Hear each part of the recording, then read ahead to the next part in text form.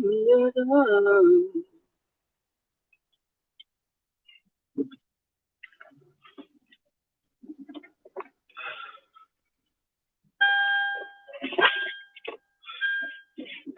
is up? What is up? What's up? What's up with you? Ah,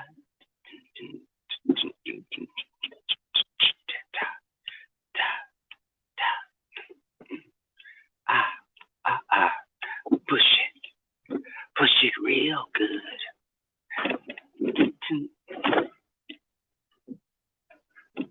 What's going on? What's up, people?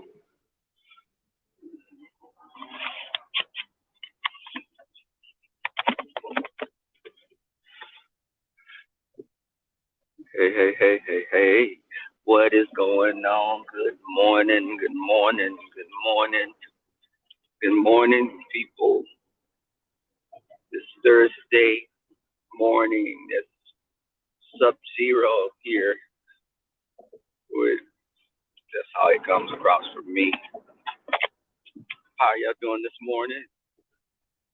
Hope everyone is well. Hope everyone has a great sleep last night. Uh,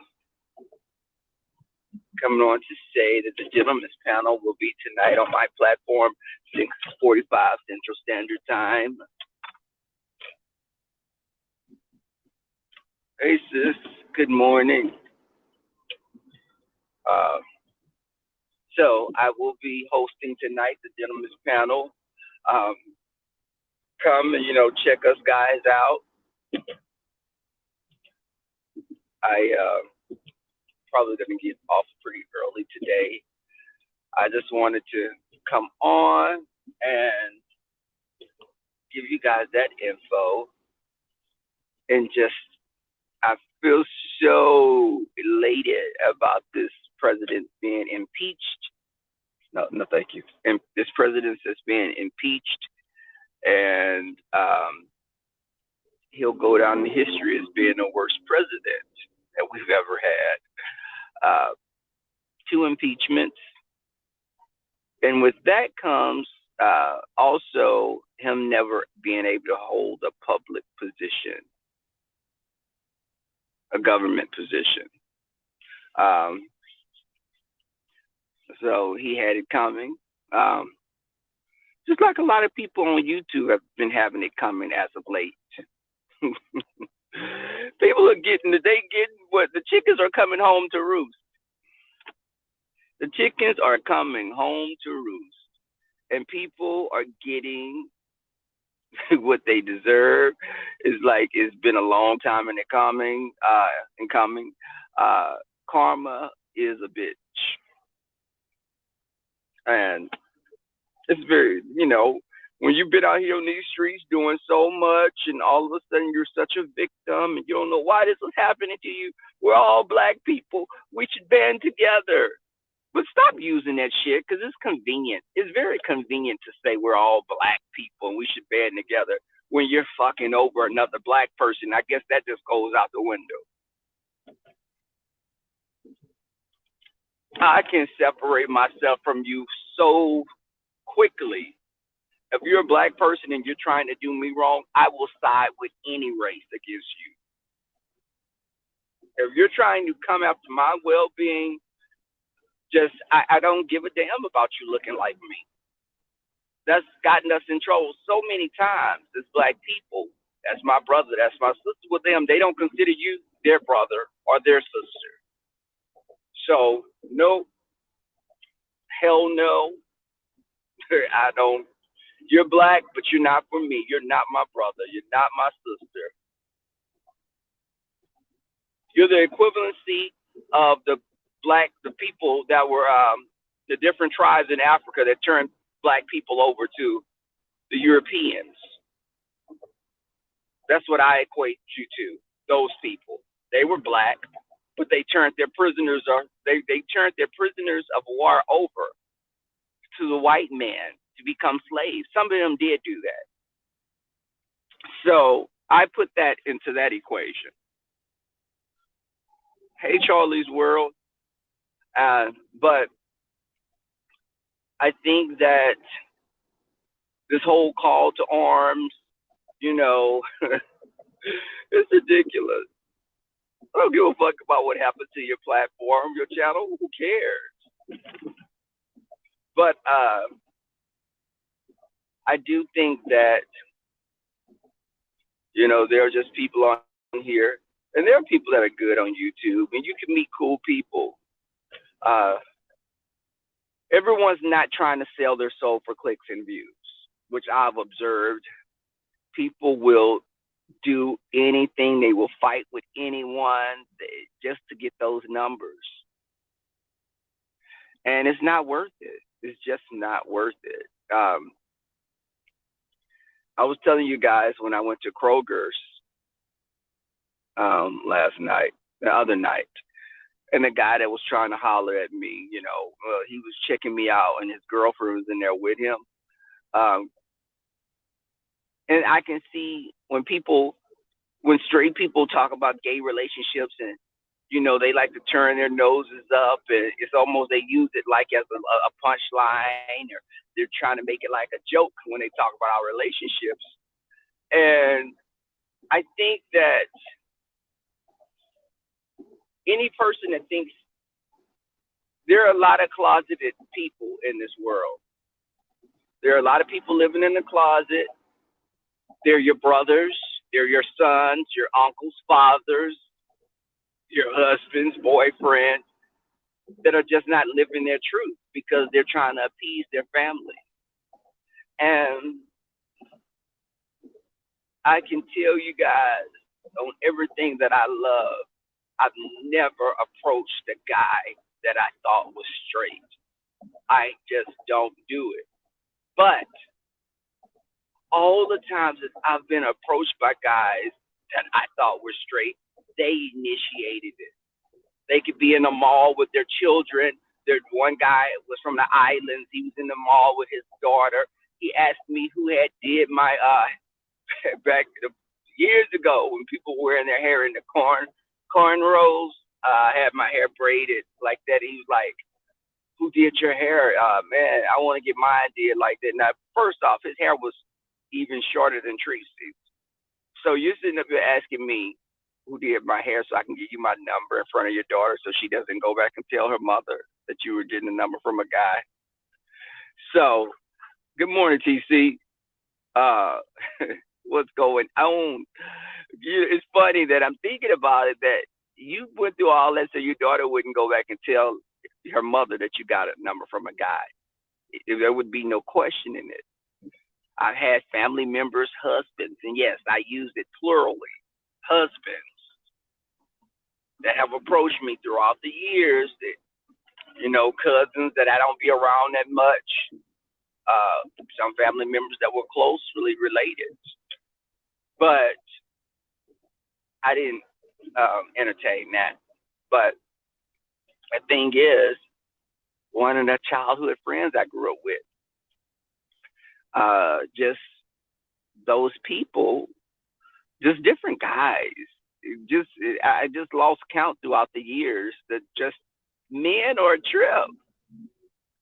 A man, maybe when a man wants to get it on, he separates the two. He doesn't think that he's gay. But when women say, "No, I know I don't have any gay people in my family," yeah, you most likely you do. You just don't know. Sexuality is very fluid. A man doesn't think he's gay if he's gotten a BJ from someone. He may not be outrightly acknowledging. He's not a card member of the gay our gay society, but he's dibbled and dabbled. Like what they say on Andy Cohen, he swam in the lady pool. Well, he swam in the man pool. He slayed around on the beach. Do I ever get tired of these pretentious advances?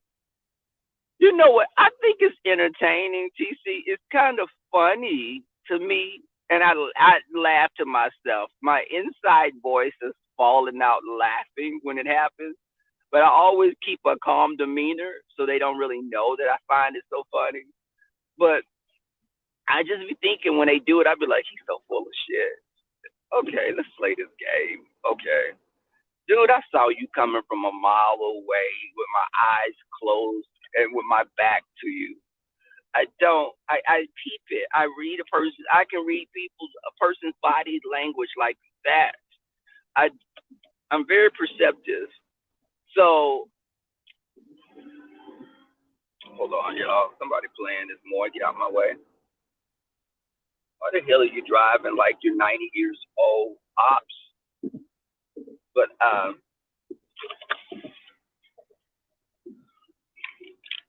turn off the light. Uh, okay. But yeah, I think that it's funny.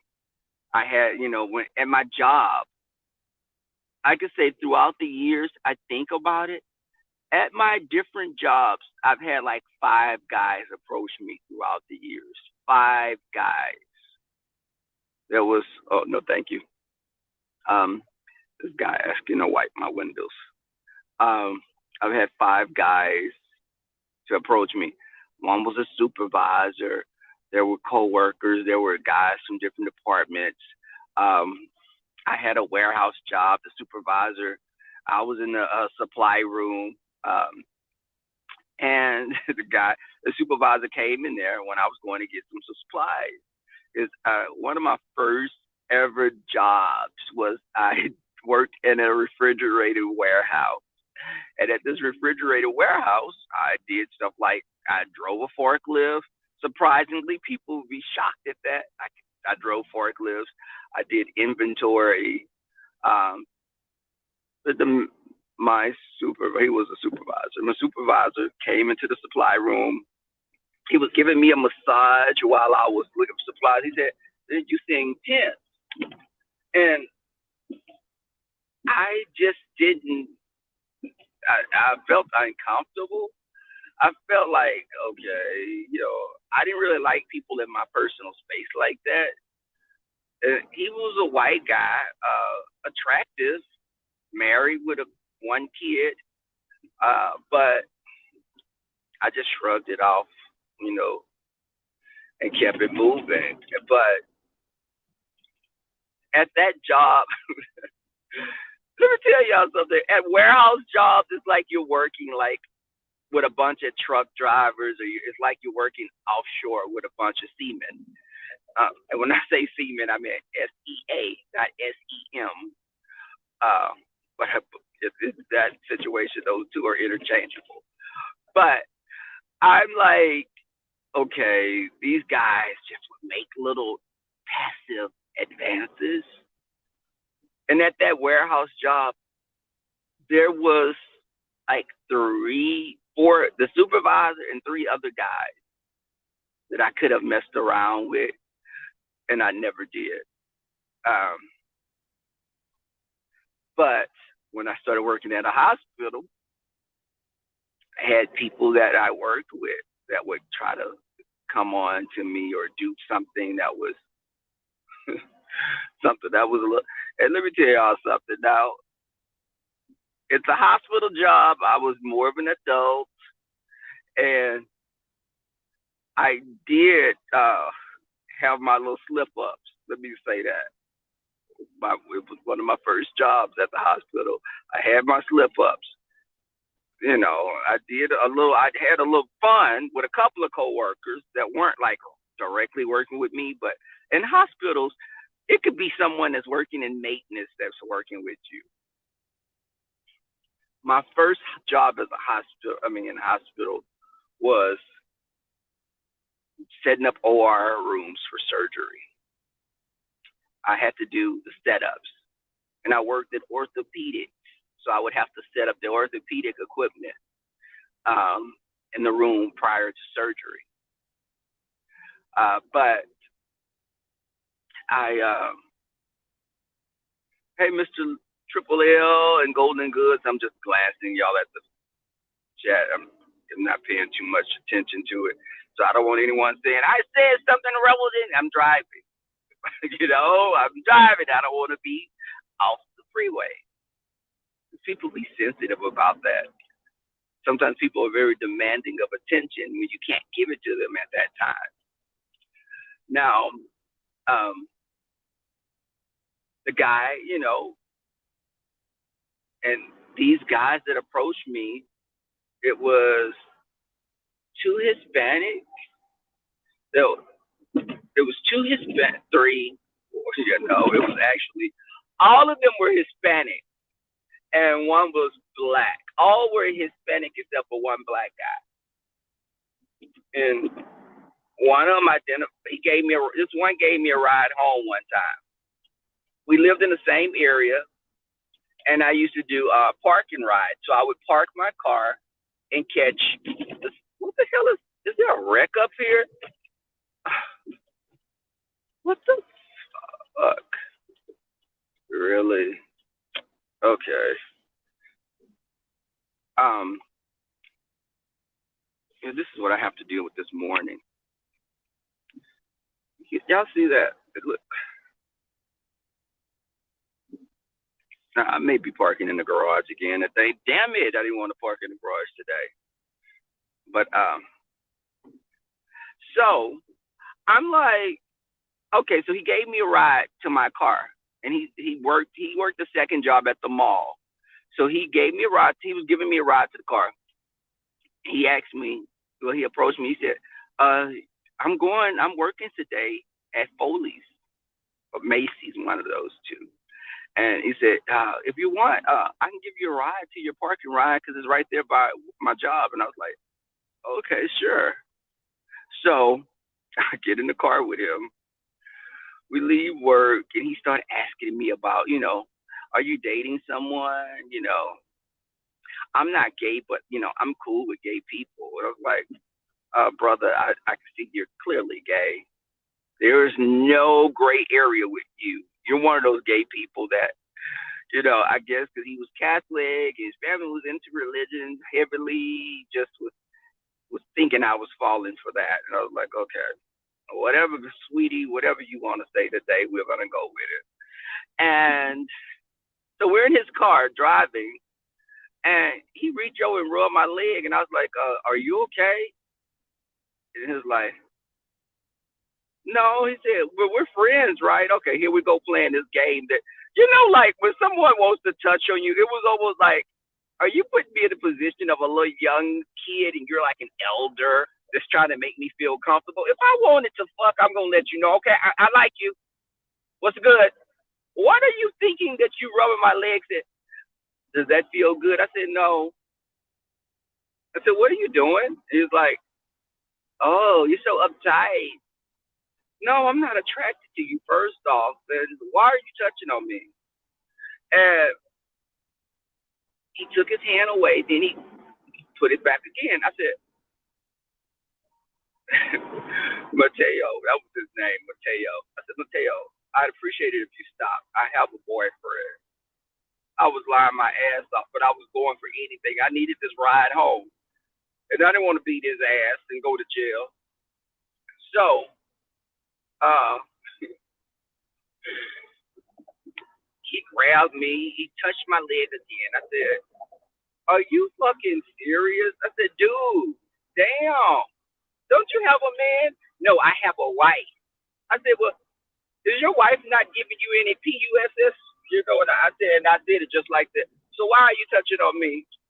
And this wife that you had all the time, like Tracy says she have a boyfriend. We hear about it, but we've never seen him. It's like fucking trying to find Bigfoot.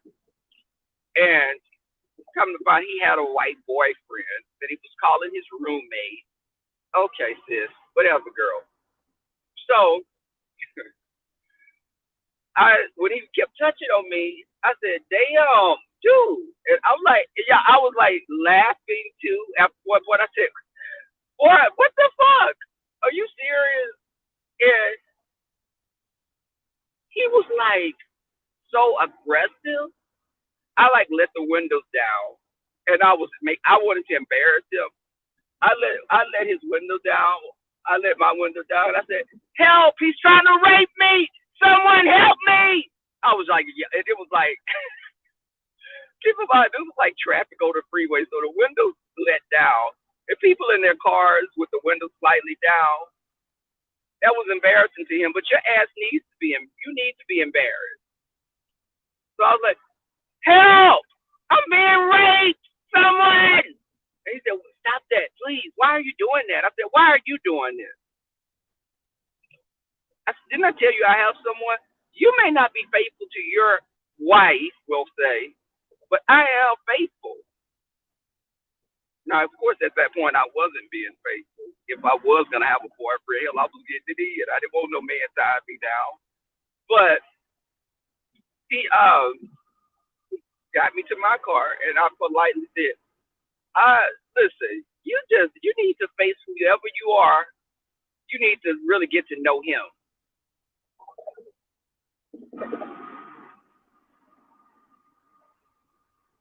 Hey, Queen. Hey, Mr. Triple L. Thank you for the super chat. Thank you, Mr. Triple L. And everyone that's coming through, I appreciate that.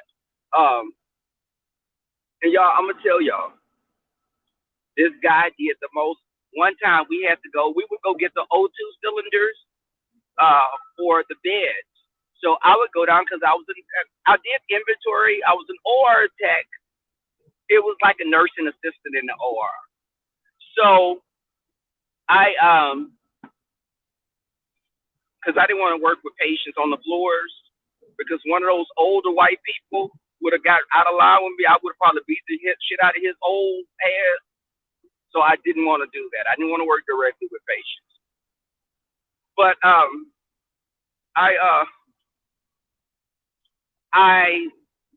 we go get some O2. The nurse manager, Cynthia, her name was Cynthia. I'm gonna say her last name. Cynthia was one of those kind of white people that like you could raise your voice and she would shrink. She was a nurse manager, and so she'd be saying like, we need a patient pickup. Like she would call me like I'm in a room setting up for the next case that we're doing.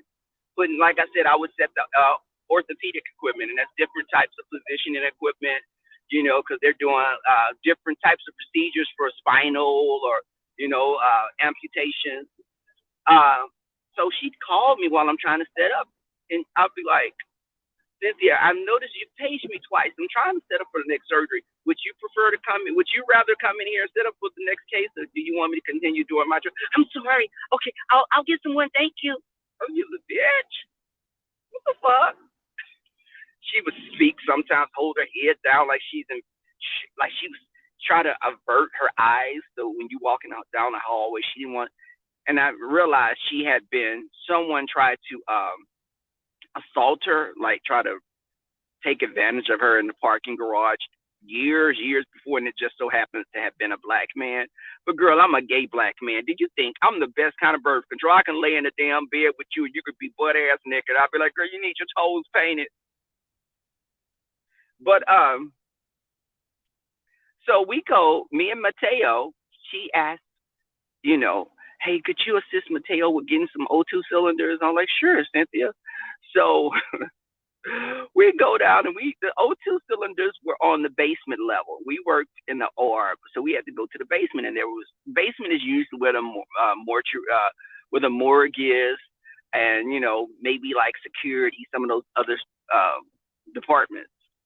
So we go into the area, and we have our keys. We go into a room, and it's a private room with O2 cylinders just for supplies. We go in there, and with scrubs on, you could see everything. And he was like, "Oh," he said, look at this." And I was like, "Look at what?" And I squinted, and I saw that his little pencil-like peen was erect.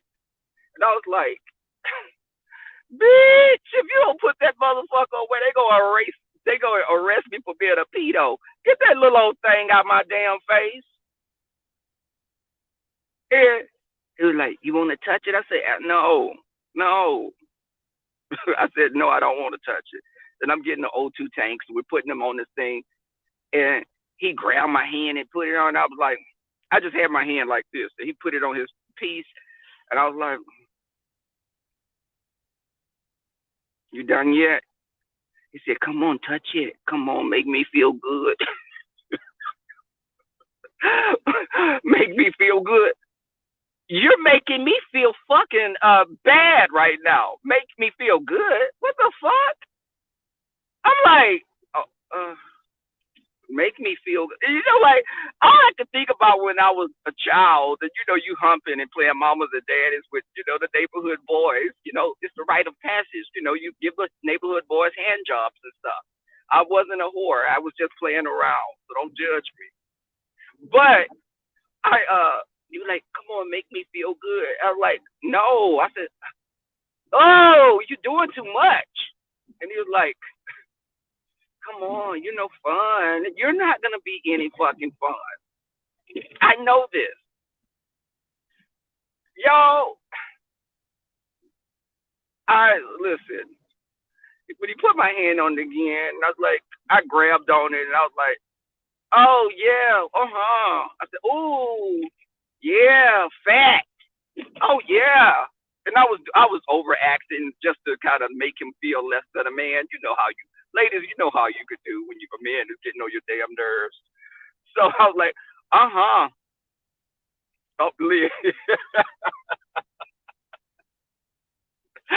yeah, listen, he go, and I said, ooh, so fat, yeah, ooh, you done yet? And he said, oh, you so funny, because I was like, what you doing? So of course, nothing happened.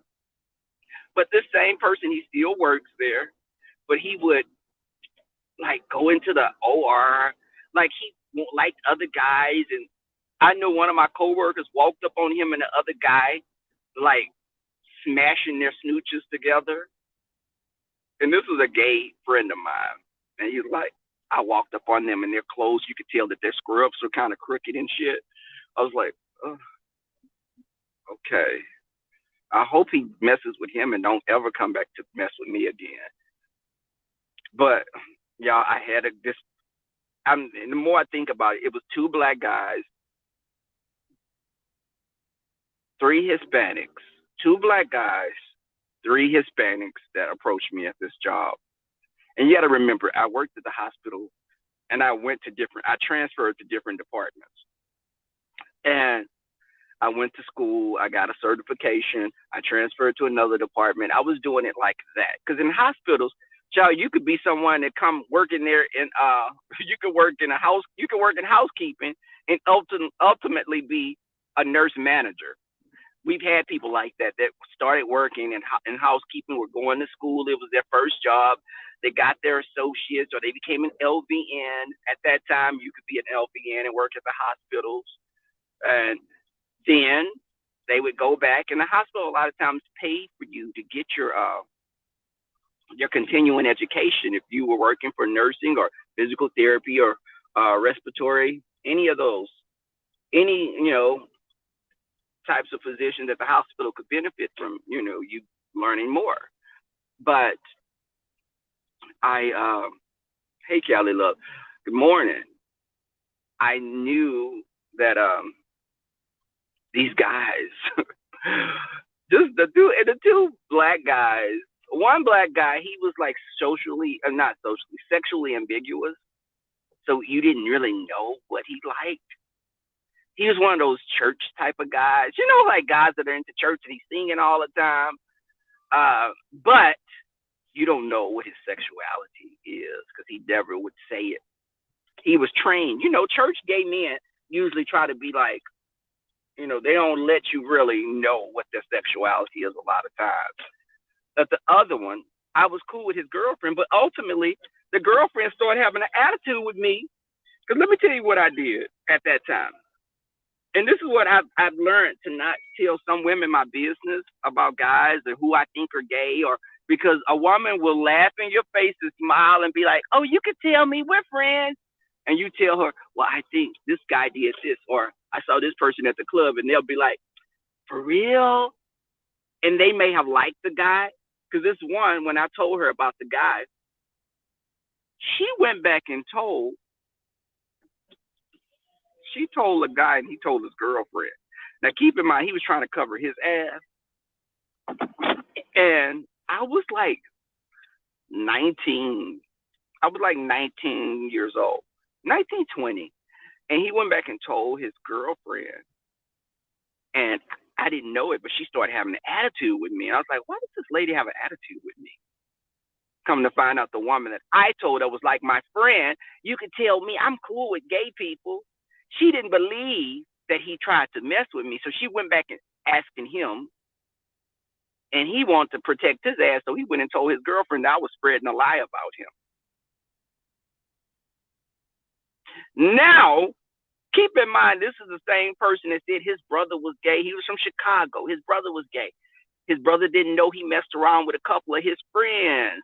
And he approached me when I was in the locker room.